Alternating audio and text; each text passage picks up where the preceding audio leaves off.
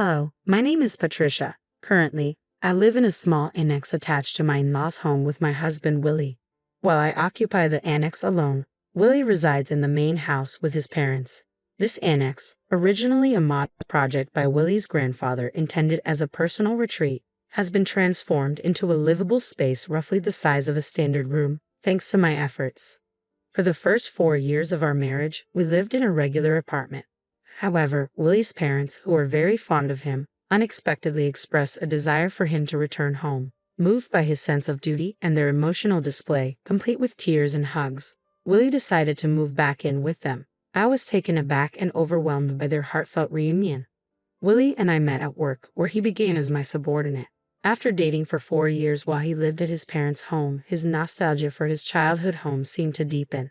Despite our marriage and him living independently, his upbringing, marked by considerable pampering and little involvement in household tasks, drew him back to the comfort of his parental home. When I suggested sharing household chores, Willie was hesitant and admitted he had never been involved in such tasks before. Despite my hopes for an equal division of responsibilities, he consistently avoided them, claiming, "Patricia, you're better at it. You should just keep doing it." Although we both worked full-time, my higher position made me feel a stronger urge to distribute domestic duties. Yet trying to involve Willie often proved more exhausting than handling everything myself. Eventually, I found it simpler to manage the tasks on my own. The dynamic shifted when I began working remotely. Initially, Willie seemed surprised to see me at home every day and appeared to adjust to the new arrangement. However, it became clear over time that he hadn't fully grasped what working from home entailed. A few years into my remote work, Willie's parents made an unexpected visit to our apartment, expressing a desire to live closer to him. Witnessing their emotional reunion left me feeling isolated and confused.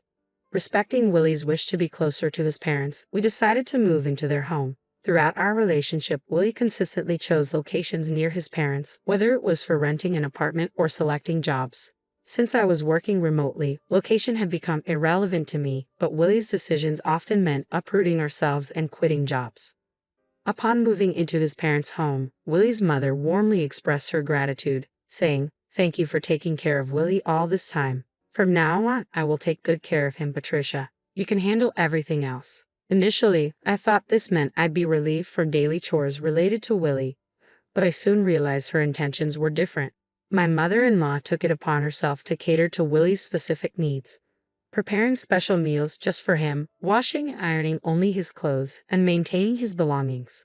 Meanwhile, all other household chores, including cooking and laundry for Willie's parents and myself, became my responsibility, despite my full-time job commitments.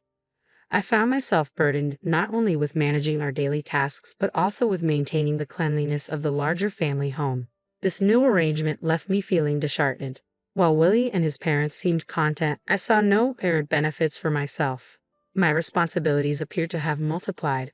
During one cleaning session, my father-in-law approached me with a hesitant request. He looked apologetic as he said, "Patricia, I have a favor to ask. Could you contribute some money?" Confused, I asked him to explain further. He admitted that he found it difficult to ask Willie for financial contributions, saying that it felt challenging to request anything from him despite his hard work. This revelation added another layer of complexity to our living dynamics, highlighting the uneven distribution of both chores and financial responsibilities. Willie and I had previously agreed to share expenses like our apartment rent and other living costs. However, during our shopping trips, he often persuaded me to pay for various items including non-essential ingredients, alcohol, clothes, and accessories. When I expressed reluctance, he reacted childishly, accusing me of being stingy. Despite these financial disagreements, I found some solace in the fact that aside from these issues, Willie didn't interfere much with my everyday life. That semblance of peace vanished when we moved in with his parents. Unlike Willie, his mother actively disrupted my routine. She constantly interrupted my work-from-home schedule, insisting that I prioritize household chores over my professional duties. She would even barge into my room and tug on my clothing, making it exceedingly difficult for me to concentrate on my tasks. I felt increasingly frustrated and overwhelmed. I raised the issue with Willie, half expecting him to side with his mother. To my surprise, he listened attentively and promised to speak with her about the interruptions. I was hopeful for a compromise that would address both our needs. However, I soon discovered that Willie's idea of a compromise differed greatly from mine. Instead of finding a way to integrate our lives, he suggested relocating me to the annex, a separate structure on their property, introducing a new level of separation rather than integration. One day, somewhat jokingly, I asked Willie if I could demolish the annex and build a new house in its place. To my astonishment, he casually replied, "You can even demolish it and build a new house if you want." His casual remark opened up unexpected possibilities for our living arrangement, hinting at a level of autonomy I hadn't anticipated. Taking Willie's words to heart, I immediately began remodeling the annex to suit my tastes. As I cleaned, renovated, and updated the wallpapers, I noticed that Willie never checked on the progress. It became clear that he had no intention of living in the remodeled annex with me. This realization hit me hard. I was the outsider in the family living dynamic. There were times when I found myself alone at home while they went out to a barbecue restaurant or when I worked late and missed communal meals. These outings, often orchestrated by Willie's mother, seemed deliberately planned to exclude me. It appeared she might have been pushing for my exclusion, perhaps hoping I would leave her son. Despite these dynamics, Willie had given me complete freedom with the annex, and I seized the opportunity to make the space truly my own. I threw myself into DIY projects, installing new shelves and personalizing every corner of the annex. Surprisingly, after I moved out, neither Willie nor his parents ever visited. They must have been aware of the renovations, yet they showed no interest in my activities, reinforcing the sense that I was no longer considered part of the family. Living away from the main house, especially without Willie's mother's constant presence, I began to relish my newfound independence. It felt almost like living alone, which was surprisingly liberating. I took comfort in the fact that residing in the annex kept her from interfering with my work. During the renovation, I even installed new locks and improved the security, marking the annex as my sanctuary away from the family dynamics. I made sure that no one, neither Willie nor his parents, could enter without my permission. This new level of privacy made me reconsider whether this separation might actually be a blessing in disguise. However, it seemed my mother-in-law sensed my growing detachment and was determined not to let me find peace easily. Unable to endure her behavior any longer, I found myself at a crossroads, contemplating my next steps. As I settled into the renovated annex, her desperation to drive me away became increasingly evident. Her subtle harassment started with minor annoyances like leaving trash in front of my cabin on garbage day instead of at the collection site. Occasionally, she would host barbecues in the garden, deliberately omitting me from the guest list while ensuring the enticing smell of grilled meat drifted my way. Despite these efforts, I remained resolute in my newfound space. I couldn't help but smile at the futility of her attempts to push me out. Then one day she summoned me to the main house under the pretense of offering leftover meat and potatoes. Sensing there was more to her invitation, I decided to go. When I arrived, I found her alone in the living room. With a dramatic flourish, she placed a single piece of paper on the table. It was a divorce document.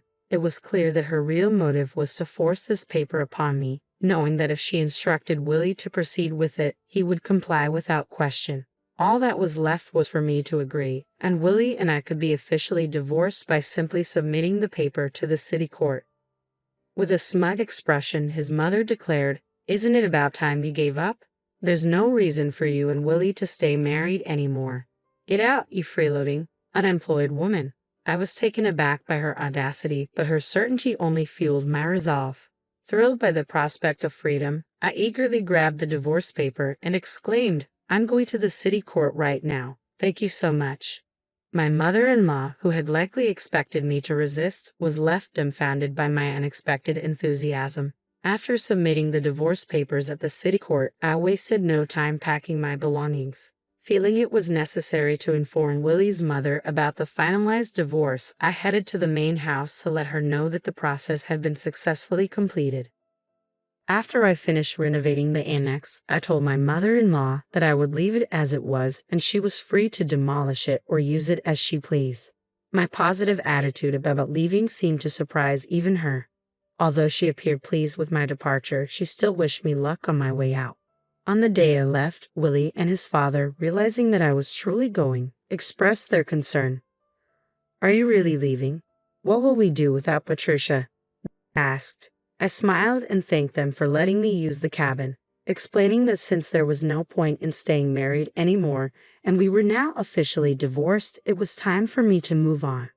As I organized my belongings, I completed my move to a luxury apartment, a change I had been planning for some time. Not long after settling into my new place, my mother-in-law called me. Her tone was awkward as she began, "Patricia." Cheerfully answering her call, I started with a light-hearted question. "What's up?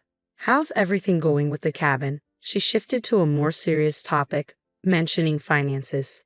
Specifically, she brought up that Willie had informed her was giving his father $5,000 a month. Confirming her statement, I clarified that, contrary to her previous accusations of me being an unemployed freeloader, I was indeed gainfully employed. Her surprise was palpable over the phone. She had been under the impression that I had left my job entirely. I quickly set the record straight, explaining that I had just left my old job, but had moved on to become the president of a new company. I elaborated that I was leading the charge in pioneering a remote work system, placing myself at the forefront of modern work environments. Her reaction was a blend of disbelief and confusion, which made me sigh. It became clear that Willie was also unaware of my professional advancement, underscoring the growing distance between us, not just physically but in how we perceived each other. Since moving in with his parents, it was apparent that he had never fully embraced his role as a husband. She then asked about my earnings, curious if my new position had also boosted my income. I casually mentioned that it was approximately $3 million. Admittedly, this figure was an exaggeration, a simplification to avoid delving into the complexities of my actual earnings. Seizing on this, she shifted the conversation, asking if I could lend them some money. She revealed that Willie's father had been laid off and had kept it hidden. They had been managing with the $5,000 I'd been providing, and neither Willie nor I had known about his job loss. This revelation clarified a previous conversation with my father-in-law, where he had mentioned how uncomfortable it was to ask his son for money. I now understood that his earlier words had been a facade, likely a strategy to elicit financial support from me, banking on the assumption that my superior position implied substantial wealth. While this maneuver was cunning, it provided a clearer picture of the financial dynamics within Willie's family and their expectations of me.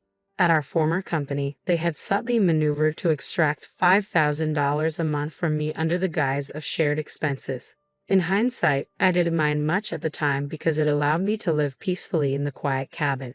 However, now that I was divorced from Willie, I saw no reason to stay connected to his family. When I mentioned this disconnect, my mother-in-law urgently pleaded, "That's not true. To me and Willie, you're still family. Please come back to us." I immediately declined, fully aware of the potential for further exploitation. Re-entering a relationship with Willie offered no benefits, and it felt uncomfortable for them to still claim me as family, especially since they had been the ones to push me out. I'm truly enjoying my life on my own now. It feels similar to when I was married, mostly living alone, but the difference is that I now spend money on myself without the $5,000 being siphoned off each month. I much prefer my current life with a firm goodbye. I ended the call without hesitation, puzzled as to why they thought I would ever return. For my mother-in-law, it must have been a last-ditch effort. In reality, Willie's salary was unimpressive, and he consistently avoided responsibilities, often saying, "I can't do it," and passing tasks to others. This trait, prevalent in both our personal and professional lives, rendered him unreliable and stagnant in his career. With his father laid off and his mother a housewife, they struggled to maintain their large house and eventually had to sell it. Now, all three of them are living in the cabin I renovated. While it's perfect for one person, it must be quite cramped and uncomfortable for three. Since then, I haven't given them much thought, continuing to live peacefully and savor the solitude and freedom of my new independence.